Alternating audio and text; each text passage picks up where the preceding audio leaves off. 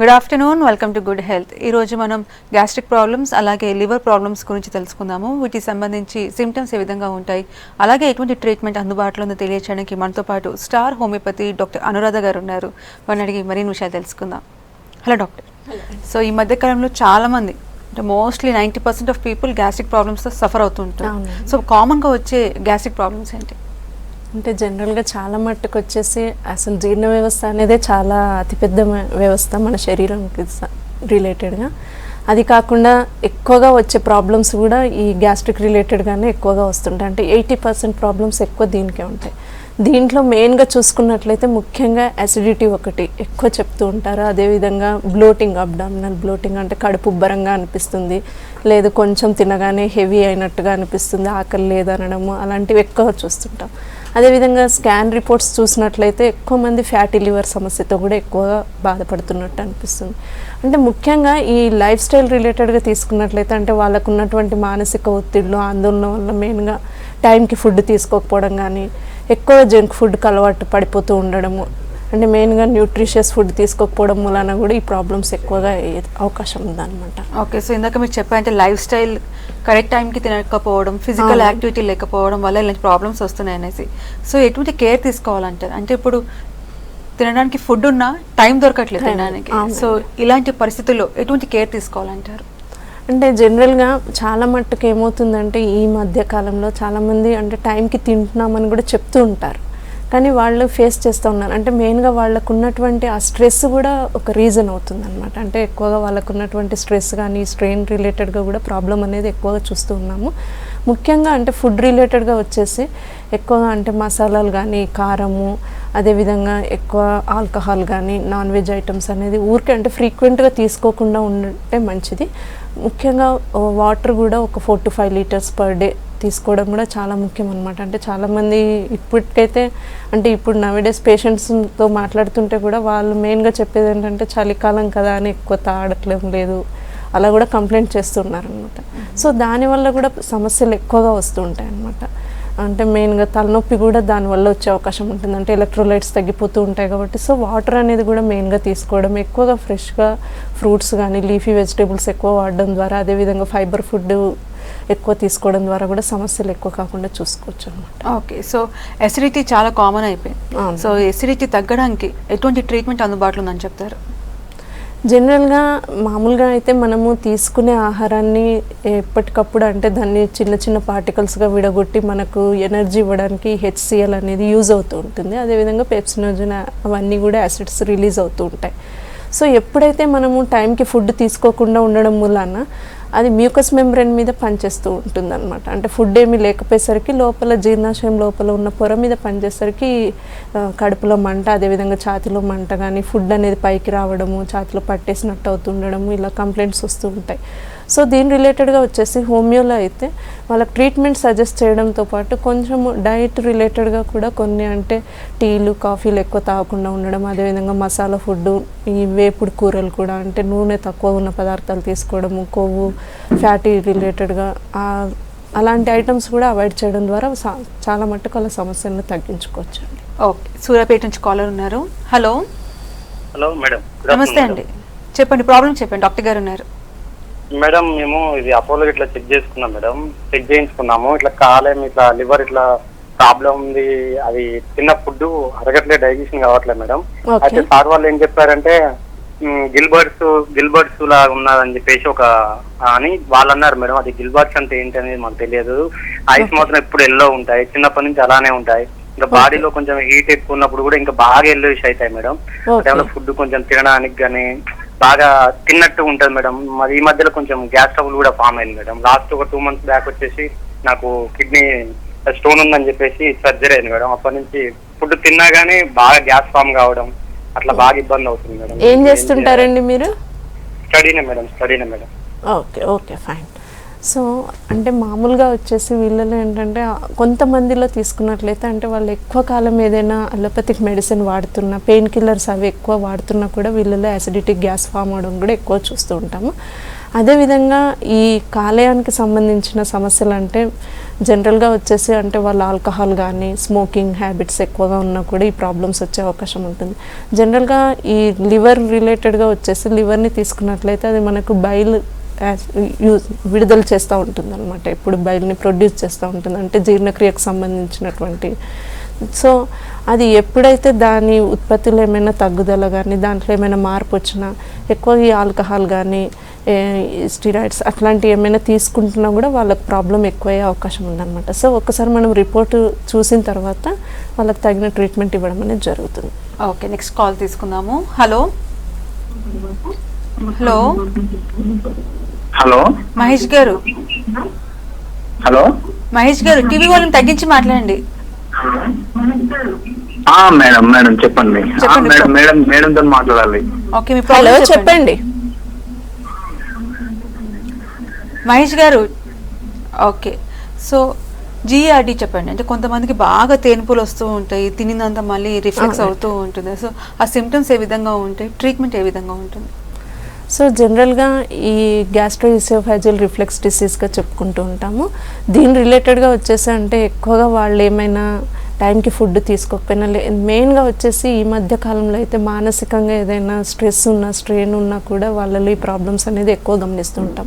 So దాని రిలేటెడ్గా వచ్చేసి అంటే వాళ్ళకు వచ్చే తేన్పులు ఈవెన్ ఎట్లా అంటే చాలా లౌడ్గా వస్తుంటాయి అన్నట్టు, ఈవెన్ పక్కన వాళ్ళకు కూడా వినిపించడము, వీళ్ళు కూడా ఇబ్బంది పడిపోతూ ఉండడం గమనిస్తూ ఉంటాం. సో దాని రిలేటెడ్గా ఏంటంటే మనం ఫుడ్ రిలేటెడ్ కూడా కొంచెం వాళ్ళు పులుపు కానీ అదేవిధంగా వాళ్ళకు పడని వస్తువులు అంటే కొంతమందికి ఇంగువ అలాంటివి తిన్నా కూడా ఈ ఇబ్బంది ఎక్కువయ్యే అవకాశం ఉంటుంది. సో అది ఒక్కసారి టెస్ట్ చేయించుకొని అంటే ఏదైతే పడతలేదు అనిపిస్తుందో దాన్ని కొంచెం అవాయిడ్ చేయడం ద్వారా, అదేవిధంగా వీళ్ళకి ట్రీట్మెంట్ రిలేటెడ్గా ఏంటంటే వాళ్ళ యొక్క జెనెటికల్ కాన్స్టిట్యూషనల్ అప్రోచ్మెంట్లో ట్రీట్మెంట్ ఇవ్వడం అనేది జరుగుతుంది అనమాట.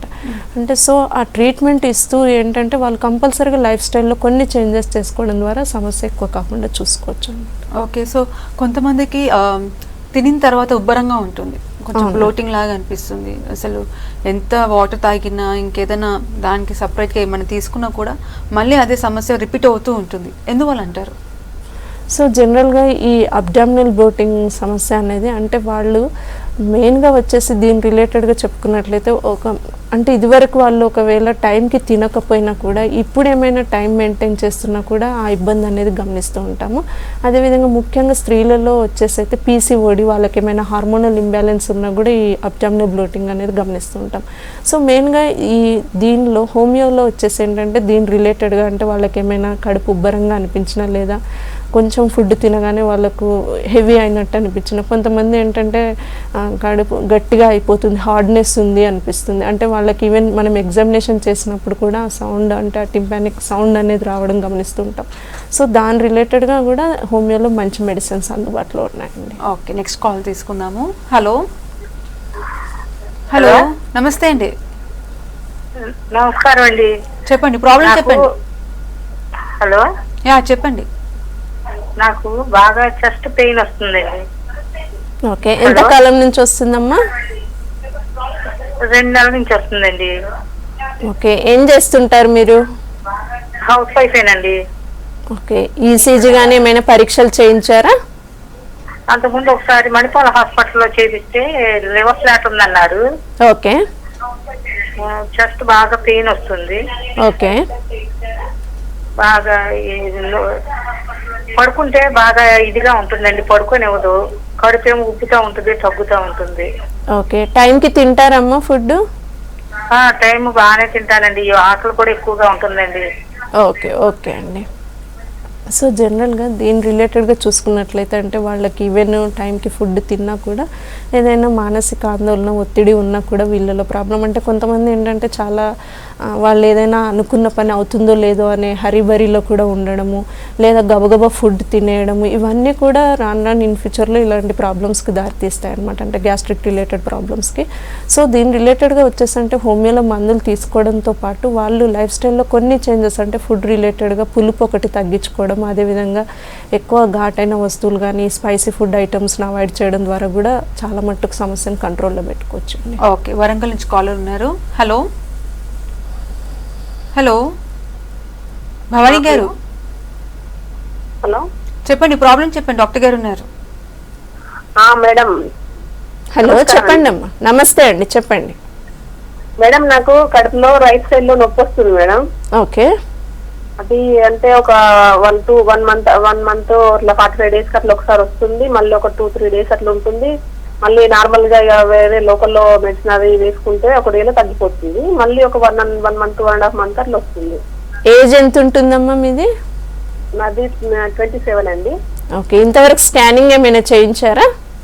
లేదండి. అయితే ఒకసారి నా కిడ్నీ పెయిన్ ఏమని ఊర్లో ఆర్ఎంపీ అంటే వెళ్ళి చేయించుకున్నాను. కిడ్నీ పెయిన్ అంటే ఏం లేదమ్మా, కొంచెం వాపు ఉంది, అదేం లేదు, ప్రాబ్లం ఏం కాదు అని చెప్పేసి అన్నారు. ఓకే. ఈ మళ్ళీ తర్వాత ఆ మెడిసిన్ వేసుకున్న రోజులు కొంచెం కంటిన్యూగా క్యూర్ ఉంది, 4 months అట్లా. మళ్ళీ తర్వాత మళ్ళీ ఎట్లా 1.5 month 2 months ఒకసారి అట్లా రైట్ సైడ్ లో వస్తుంది మేడం. అసలు అంటే ఇంకా ఆ రోజంతా ఇంకా నొప్పి, నిద్రలా ఉండకపోవడం, కొంచెం ఆరగకపోవడం, ఒక డేలో ఒకసారి తింటే ఇంకా అసలు ఆకలి అనేది ఉండట్లేదు ఇంకా. ఓకే. ఓకే అండి. సో ఈ విధంగా అంటే రైట్ సైడ్ ప్రాబ్లం రావడం అనేది జనరల్గా అంటే లివర్లో కానీ మనకు ఫ్యాటీ లివర్ అట్లాంటి ప్రాబ్లమ్స్ కానీ లేదా గాల్ స్టోన్స్ అంటే సమస్యలు ఏమైనా ఉన్నా కూడా ఇబ్బంది కలగొచ్చండి. అంటే వాళ్ళలో ఎక్కువగా ఆకలి లేకపోవడం కానీ, నీరసంగా అనిపించడము, ఊరికే జ్వరం ఎక్కువగా రావడం కానీ ఇలాంటి సమస్యలు చూస్తూ ఉంటాము. ఒక్కసారి అంటే రీసెంట్ రిపోర్ట్ కనుక ఉన్నట్లయితే దాన్ని బట్టి మనం ట్రీట్మెంట్ ఇవ్వడానికి ఉంటుంది అన్నమాట. ఓకే. సో స్టమక్లో ఇట్లా పెప్టిక్ అల్సర్స్ కానివ్వండి, ఇలాంటి కొన్ని అల్సర్స్ ఫామ్ అవుతుంటాయి. సో దీన్ని కూడా మనం గ్యాస్ట్రిక్ ప్రాబ్లమ్స్ కింద కన్సిడర్ చేయొచ్చు అంటారా? తప్పకుండా అండి. జనరల్గా అల్సర్స్ రిలేటెడ్గా తీసుకున్నట్లయితే అంటే మనం ఇదివరకు చెప్పుకున్నట్టు ఎప్పుడైతే ఈ హెచ్సిఎల్ కానీ పెప్సినోజన్ ఈ యాసిడ్స్ అనేది ఎప్పటికప్పుడు ఫుడ్ ఉండడం మూలాన దాని మీద పనిచేసి ఎప్పటికప్పుడు దాన్ని చిన్న చిన్న పార్టికల్స్గా విడగొట్టి మనకి ఎనర్జీ ఇస్తూ ఉంటుంది. ఎప్పుడైతే ఫుడ్ అనేది ఉండదో అప్పుడు మ్యూకస్ మెంబ్రేన్ మీద పనిచేయడం వల్ల అక్కడ అల్సర్ ఫామ్ అవుతూ ఉంటుంది అనమాట. సో ఈ అల్సర్ రిలేటెడ్గా చూసుకున్నట్లయితే మనకు గ్యాస్ట్రిక్ అల్సర్, డ్యూయోడినల్ అల్సర్ అంటూ ఉంటాయి. సో జనరల్గా గ్యాస్ట్రిక్ అల్సర్ అనేది మనం తిన్న తర్వాత ఒక 1 hour తర్వాత అట్లా పెయిన్ రావడం, అదేవిధంగా ఎక్కువ నైట్ టైమ్స్ రావడం చూస్తుంటాము. డ్యూయోడినల్ అల్సర్ అయితే అంటే బిట్వీన్ మీల్స్ మధ్యలో ఒక్కోసారి అంటే ఎంటీ స్టమక్ మీద ఉన్నప్పుడు ప్రాబ్లం ఎక్కువ రావడము, మళ్ళీ ఏదైనా ఫుడ్ ఐటమ్స్ ఎస్పెషల్లీ మిల్క్ తాగిన తర్వాత కొంచెం పెయిన్ తగ్గినట్టుగా అనిపిస్తుంది. కానీ దీన్ని ఏమాత్రం నెగ్లెక్ట్ చేసినా కూడా అది ఒక్కోసారి క్యాన్సర్ వరకు దారితీసే అవకాశం ఉంటుందన్నమాట. సో అందుకని చెప్పేసి అంటే ఈ ఫుడ్ అనేది కూడా కరెక్ట్ 3 times అంటే 3 times కాకుండా 4 to 5 times తీసుకున్నా పర్లేదు, కానీ తినేటప్పుడు కొంచెం తీసుకుంటూ దానికి తగ్గ వర్క్ చేసుకున్నట్లయితే వాళ్ళకి కంపల్సరీగా అంటే ఆ క్యాలరీస్ అనేది ఖర్చు అయిపోతూ ఉంటాయి కాబట్టి మళ్ళీ ఆకలి అనేది కూడా కరెక్ట్గా ఉంటుంది. సో ఆ టైమింగ్స్ అనేది కూడా కరెక్ట్గా మెయింటైన్ చేయడం ద్వారా ప్రాబ్లమ్స్ కూడా ఎక్కువ రాకుండా చూసుకోవాలి. అంటే మెటబాలిక్ రేట్ కూడా కరెక్ట్గా ఉంటుంది. ఓకే. సో కొంతమంది యాంటాసిడ్స్ వాడుతూ ఉంటారు. అంటే ఇలా ఎసిడిటీ వచ్చినప్పుడు కానివ్వండి, గ్యాస్ ఫామ్ అయినప్పుడు కానివ్వండి, వెంటనే ఒక యాంటాసిడ్ వాడుతూ ఉంటారు. సో దానివల్ల మన ఫ్యూచర్లో ప్రాబ్లమ్స్ వస్తాయంటారా? జనరల్గా దానివల్ల ఇబ్బందులు అంటూ ఏమీ ఉండవు. కాకపోతే ఏంటంటే ఇంకా వాళ్ళకి అదొక అలవాట్లాగా అయిపోయి లైఫ్ లాంగ్ దానికి అలవాటు పడిపోవాల్సి వస్తుంది అనమాట. సో దాని రిలేటెడ్ అంటే ఎక్కువగా పెయిన్ కిల్లర్స్ అది వాడుతున్నప్పుడు కూడా జనరల్గా మనము యాసిడిటీ అది ఫామ్ కాకుండా కూడా జనరల్గా యాంటాసిడ్స్ పెడుతూ ఉంటాము. అదేవిధంగా వాళ్ళు ఎప్పుడైనా టైంకి ఫుడ్ తీసుకోకపోయినా అంటే ఎక్కువ బయట జంక్ ఫుడ్ తీసుకోవడం, స్పైసీ ఫుడ్ అది తీసుకున్నా కూడా వాళ్ళకి ఆ ప్రాబ్లమ్స్ ఇన్ ఫ్యూచర్ ఎక్కువ వచ్చే అవకాశం ఉంటుంది. అదేవిధంగా కొంత వయసు వచ్చిన తర్వాత ఏంటంటే బాడీలో కొన్ని చేంజెస్ ఆటోమేటిక్గా వస్తూ ఉంటాయి కాబట్టి దాని రిలేటెడ్గా వాళ్ళే గమనించుకొని కొంచెము కారము అది తగ్గించుకోవడం మంచిది అనమాట. అంటే ఫుడ్ రిలేటెడ్గా చూసుకున్నా కూడా ఎక్కువ జంక్ ఫుడ్ తీసుకోకుండా కొంచెం న్యూట్రిషియస్ డైట్ తీసుకోవడం ద్వారా కూడా ప్రాబ్లం కాకుండా చూసుకోవచ్చు. ఓకే. నెక్స్ట్ కాల్ తీసుకుందాము. Hello. Hello, good afternoon. Good afternoon అండి, చెప్పండి ప్రాబ్లం చెప్పండి. లెఫ్ట్ సైడ్ చెస్ట్ పెయిన్ వస్తుందండి.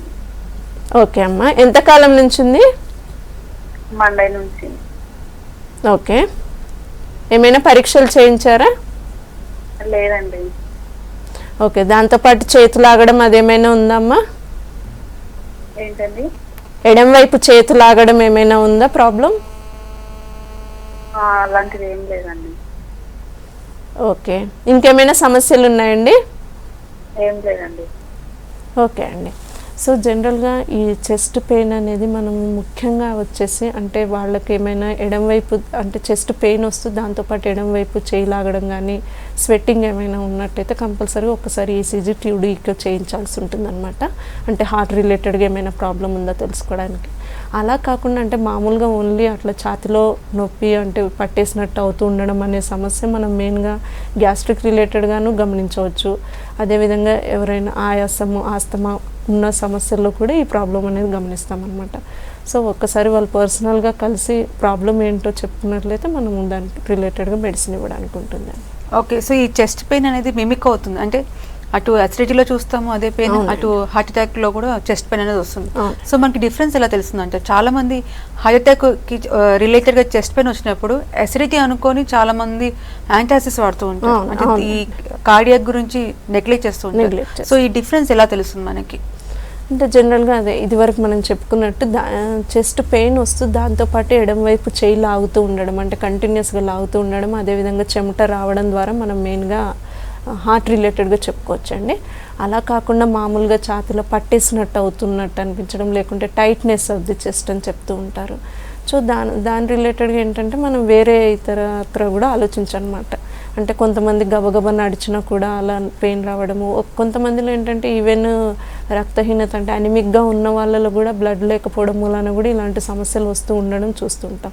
సో మనం హార్ట్ రిలేటెడ్గా ప్రాబ్లం ఉందా లేదా అనేటప్పటికీ ఒక్కసారి ఈసీజీ 2DK చేయించుకున్నట్టయితే వాళ్ళకి కన్ఫర్మ్ అయిపోతుంది. ఓకే, సో ఫ్యాటీ లివర్ గురించి చెప్పండి. అసలు ఫ్యాటీ లివర్ అంటే ఏంటి, సిమ్టమ్స్ ఏ విధంగా ఉంటాయి? జనరల్గా మనము ఫ్యాటీ లివర్ రిలేటెడ్గా తీసుకున్నట్లయితే ఈ కాలేయానికి సంబంధించి మెయిన్గా దాని రిలేటెడ్గా అది బైల్ని విడుదల చేస్తూ ఉంటుంది. అది మాత్రమే కాకుండా ఎక్కువగా ఈ పోషక పదార్థాలు కానీ కొలెస్ట్రాల్ ఇవన్నీ కరెక్ట్గా యూజ్ అయ్యేటట్టు, అదేవిధంగా ఎప్పటికప్పుడు అంటే జీర్ణక్రియ అనేది సరిగ్గా జరిగేటట్టు, ఎక్కువగా ఏమైనా అంటే మన బాడీకి అవసరం లేని పదార్థాలను బయటకు పంపించడానికి లివర్ మెయిన్ యూజ్ అవుతూ ఉంటుంది అనమాట. అలా కాకుండా ఏంటంటే వీళ్ళు ఎక్కువగా ఎవరైనా ఆల్కహాల్ కానీ స్మోకింగ్ ఇలాంటివి తీసుకున్నప్పుడు దాంట్లో కొంచెం కొవ్వు పేరుకుపోయినట్టు గమనిస్తూ ఉంటాం అనమాట. సో ఈ స్కాన్ చేయించినప్పుడు మనకి ఏంటంటే ఫ్యాటీ లివర్గా కనిపిస్తూ ఉంటుంది, అందులోకి గ్రేడ్ 1 ఫ్యాటీ లివర్ అలా చూపిస్తూ ఉంటుంది అనమాట. సో దీని రిలేటెడ్గా వచ్చేసి అంటే కంపల్సరీ ట్రీట్మెంట్ తీసుకోవడంతో పాటు ట్రీట్మెంట్ కంటే ఎక్కువ ముఖ్యం ఏంటంటే డైట్లో చేంజెస్ చేసుకోవడం. అంటే ఈ స్మోకింగ్ కానీ ఆల్కహాల్ నాన్ వెజ్ ఏమైనా ఎక్కువ అలవాటు ఉన్నా అంటే నూనె వస్తువులు అనేది చాలా తగ్గించుకోవాలన్నమాట. ఈవెన్ అంటే నాన్ వెజ్ కాకుండా ప్యూర్ వెజిటేరియన్ అయినా కూడా ఎక్కువగా వేపుడు కూరలు తినకుండా ఉండడం, అంటే ఆయిల్ ఫుడ్ ఎక్కువ తినకుండా, అదేవిధంగా ఫ్యాట్ రిలేటెడ్ ఫుడ్ ఐటమ్స్ అనేది అవాయిడ్ చేయడం ద్వారా కూడా ఈ సమస్యను కంట్రోల్లో పెట్టుకోవచ్చు అనమాట. ఓకే, సో లివర్కి రీజనరేషన్ కెపాసిటీ ఉంటుంది, అంటే లివర్ పాడైపోయినా కూడా దాని ఓన్ సెల్స్ అది ఫామ్ చేసుకుంటుంది.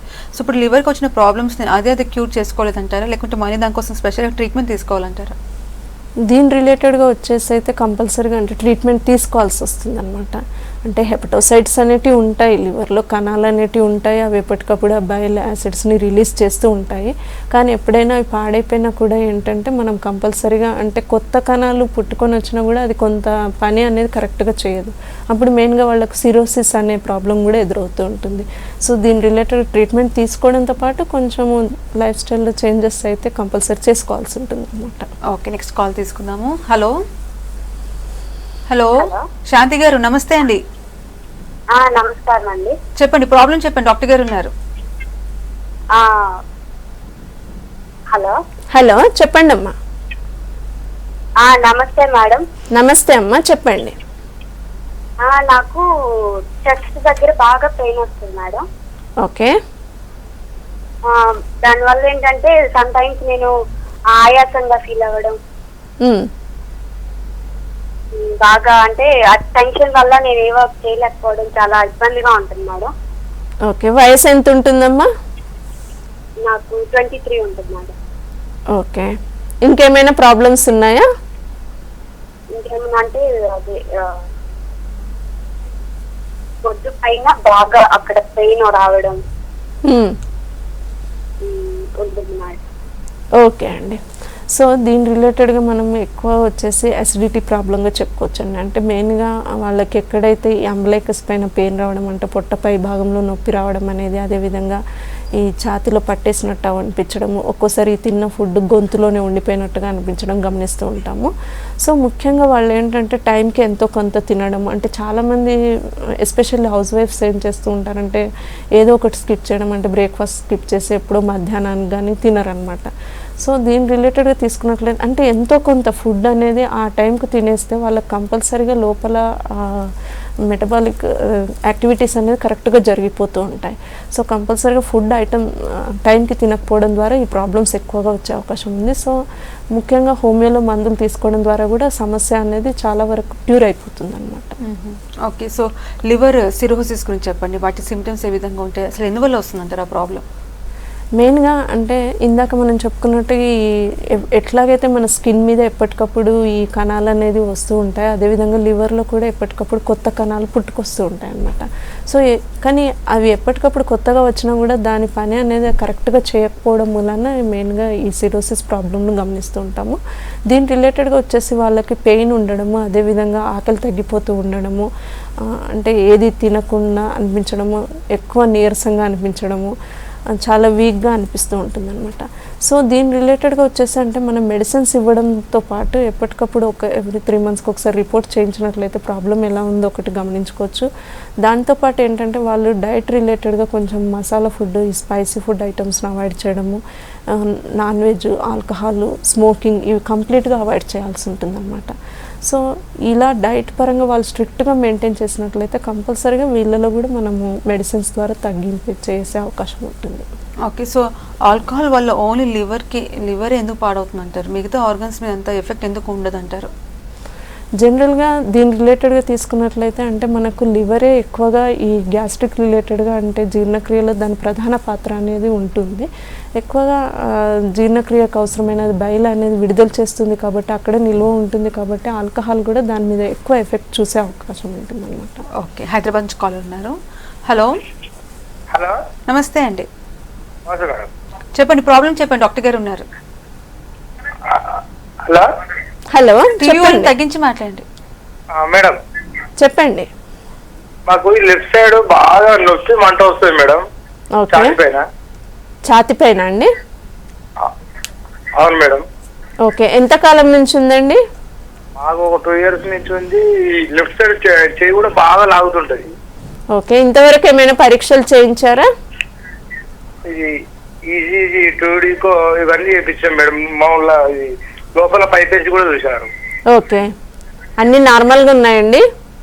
అన్ని నార్మల్ ఉన్నాయి. చాలా టాబ్లెట్ ఇచ్చారు, ఫ్యాన్ 40, ఫ్యాన్ డి ఇచ్చారు. అవి ఎన్ని వేసుకున్నా తగ్గట్లేదు మేడం. ఓకే అండి. సో జనరల్గా అంటే అవి ఈవెన్ దో నార్మల్ వచ్చినా కూడా అంటే వాళ్ళు ఏంటంటే అవి వాడుతూ ఈ మంట వచ్చినప్పుడు ఏంటంటే హార్ట్ ప్రాబ్లం అని ఒక 100 ECG చేశారు. ఓకే, ఏం అన్ని ఏ డాక్టర్ చూసినా నార్మల్ అంటారు మేడం. ఓకే, ఈ మధ్యలో కూడా చేయించారండి? మధ్యకాలంలో ఒక 2 months బ్యాక్ కూడా చేయించాం మేడం. ఓకే ఓకే, టైంకి తింటారా మరి మీరు?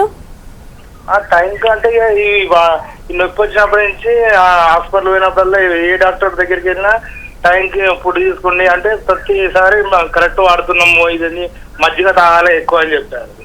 ఓకే ఓకే అండి, ఫైన్. సో చాలా ప్రాబ్లం అవుతుంది మేడం. ఎన్ని హాస్పిటల్ తిరిగినా అంటే అసలు తిరిగిన హాస్పిటల్ లేదు. ఓకే, సో దీని రిలేటెడ్గా తీసుకున్నట్లయితే అంటే మనకు మెయిన్గా లెఫ్ట్ సైడ్ ప్రాబ్లం ఉండి దట్టు లెఫ్ట్ సైడ్ చేతంతా లాగుతున్నా కూడా ECG 2D ఇవన్నిట్లో కూడా నార్మల్ వచ్చినప్పటికీ అంటే మెయిన్గా పైపేస్ ఎండోస్కోప్ చేయించినా కూడా అన్ని నార్మల్ ఉన్నా కూడా ప్రాబ్లం రిలేటెడ్గా తీసుకున్నట్లయితే ముఖ్యంగా వాళ్ళకి మెయిన్గా ఎసిడిటీ రిలేటెడ్గానే ఇబ్బంది ఉన్నట్టు అనిపిస్తుందండి. సో దీంట్లో ఏంటంటే చాలామంది అంటే పేషెంట్స్ కూడా ఇదే చెప్తుంటారు, ఈవెన్ టైంకి ఫుడ్ తీసుకున్నా కూడా ఇబ్బంది అలాగే కంటిన్యూ అవుతుంది. అంటే వాళ్ళు ఒకప్పుడు అంటే వాళ్ళు కొంచెం మిడిల్ ఏజ్ గ్రూప్లో ఉన్నప్పుడు వాళ్ళు ఏమైనా పని మీద పడో లేకపోతే కొంచెం నెగ్లెక్ట్ చేసినా కూడా అదేంటంటే కొంత వయసు వచ్చిన తర్వాత కూడా దాని ఎఫెక్ట్ అనేది చూపిస్తుంది అనమాట. అందుకే కంపల్సరీగా ఈ టైంకి తినడంతో పాటు కొంచెం పులుపు వస్తువులు చాలా మట్టుకు అవాయిడ్ చేయాల్సి వస్తుంది. ఎస్పెషల్లీ చింతపండు అంటే కొంచెం టమాటో, నిమ్మకాయ పర్లేదు కానీ పులుపు ఒకటిను, మసాలా ఫుడ్ ఒకటిను, ఎక్కువగా టీలు కాఫీలు తాగకుండా ఉండడము, ఒకవేళ ఆల్కహాల్, స్మోకింగ్, గుట్కా, పాన్ ఇలాంటి హ్యాబిట్స్ ఏమైనా ఉంటే వీటిని అవాయిడ్ చేయడము, ఆయిల్ ఫుడ్ ఎక్కువ తీసుకోకుండా ఉండడము, ఇవన్నీ జాగ్రత్తలు తీసుకోవాల్సి వస్తుంది. ఎట్ ద సేమ్ టైం ఏంటంటే కొంచెము ఎక్కువ టెన్షన్స్ మానసికంగా అదేవిధంగా ఫిజికల్గా ఎక్కువ స్ట్రెయిన్ కాకుండా కూడా చూసుకోవాలన్నమాట. ఒక్కోసారి ఏంటంటే అది కూడా గ్యాస్ ఫామ్ అయిపోయి వెనకాల నరాలకి కూడా రేడియేట్ అవుతుంటుంది. సో దట్ దానివల్ల కూడా బ్యాక్ పెయిన్ వచ్చే అవకాశం కూడా ఉంటుంది. ఎక్కువ బెల్చింగ్స్ రావడం, తేన్పులు రావడం కూడా ఎక్కువ గమనిస్తూ ఉంటాము. సో వీటన్నిటి రిలేటెడ్గా గ్యాస్ట్రిక్ సమస్యలు రిలేటెడ్ ముఖ్యంగా తీసుకున్నట్లయితే కంపల్సరీగా టైంకి ఫుడ్ తీసుకోవడం అనేది చాలా ఇంపార్టెంట్ అనమాట. అంటే బ్రేక్ఫాస్టే కానీ, అది లంచే కానీ, అదేవిధంగా ఈవినింగ్ స్నాక్స్, డిన్నర్ ఏది తీసుకున్నా కూడా కంపల్సరీ టైంకి ఫుడ్ తీసుకోవడం, ప్రాపర్గా స్లీప్ ఉండేటట్టు చూసుకోవడం. అంటే కొంతమంది లేట్ నైట్ అవర్స్ కూడా డిన్నర్ చేస్తూ ఉంటారు. సో అలా కాకుండా డిన్నర్ అయిన తర్వాత కూడా కొంచెము స్లీప్కి మధ్యలో కొద్దిగా ఒక 1 hour, half an hour minimum gap ఉండేటట్టు కూడా చూసుకోవడం ద్వారా కూడా ఈ గ్యాస్ట్రిక్ ప్రాబ్లమ్స్ ఎక్కువ కాకుండా చూసుకోవచ్చు. ఓకే, నెక్స్ట్ కాల్ తీసుకుందాము. హలో హలో, నమస్కారం మేడం. నమస్తే అండి, చెప్పండి ప్రాబ్లం చెప్పండి. మేడం నాకు ఎప్పుడు చెస్ట్ ఇట్లా ఎడమ వైపు హార్ట్ దగ్గర నొప్పి వస్తున్నాను మేడం ఎప్పుడు. ఓకే, మరి హైదరాబాద్ లో కిమ్స్ హాస్పిటల్ కూడా చూపిస్తున్నా మేడం. ఏఐసీజీ తీసినా అన్ని నార్మల్ ఉన్నాయి. ఓకే అండి. అయితే నికోక్జీ అని టాబ్లెట్ ఇచ్చింది మేడం. ఏం ప్రాబ్లం లేదు, ఇది వాడు కండరాల నొప్పి అనే మాట అన్నాడు. ఓకే అండి. అప్పుడప్పుడు ఎప్పుడు డైలీ వస్తుంటది మేడం. ప్రతిసారి నొప్పి వస్తుంటది, ఎక్కడ చూసుకున్నా తక్కువ తెలియదు మేడం. ఏం ప్రాబ్లం మేడం నాకు? వయసు ఎంత ఉంటుందండి? నాకు 30 ఉంటుంది మేడం. ఓకే, ఇది ఫుడ్ అది టైంకి తింటారండి? ఫుడ్ టైంకి తింటాం మేడం, కానీ ఏం అలవాట్లేదు మేడం. స్మోకింగ్ కానీ, ఇది వైన్ తాగడం కానీ అవన్నీ ఏం అలవాట్లేదు మేడం. Okay okay. ఎండోస్కోపీ అది ఏమైనా చేయించారా ఎప్పుడైనా? చేపించిన మేడం. ఓకే. సో మెయిన్గా అంటే మనం ఈ గ్యాస్ట్రిక్ రిలేటెడ్గా అంటే ఒక రకంగా చెప్పాలంటే వీటికి స్పెసిఫిక్ రీజన్స్ కూడా ఉండవండి. అంటే కొన్నిసార్లు వాళ్ళు అన్నీ కరెక్ట్గా ప్రాపర్ మెయింటైన్ చేస్తున్నా కూడా ఇబ్బందులు అనేటివి ఉంటూనే ఉంటాయి. అంటే దానికి మనం మెయిన్గా ఎక్కువ స్ట్రెస్ కూడా ఒక వన్ ఆఫ్ ది కాజ్గా చెప్పుకోవచ్చు అనమాట. సో ముఖ్యంగా అలాంటివి ఏమీ లేకుండా, అంటే స్ట్రెస్ స్ట్రెయిన్ ఎక్కువ పెట్టుకోకుండా ముఖ్యంగా టైంకి ఫుడ్ తీసుకోవడం ద్వారా ఈ గ్యాస్ట్రిక్ ప్రాబ్లమ్స్ అసలు రాకుండా చూసుకోవచ్చు. Okay doctor, thank you so much అండి. ఇది వాళ్ళ గుడ్ హెల్త్కి వాచింగ్ V6 న్యూస్.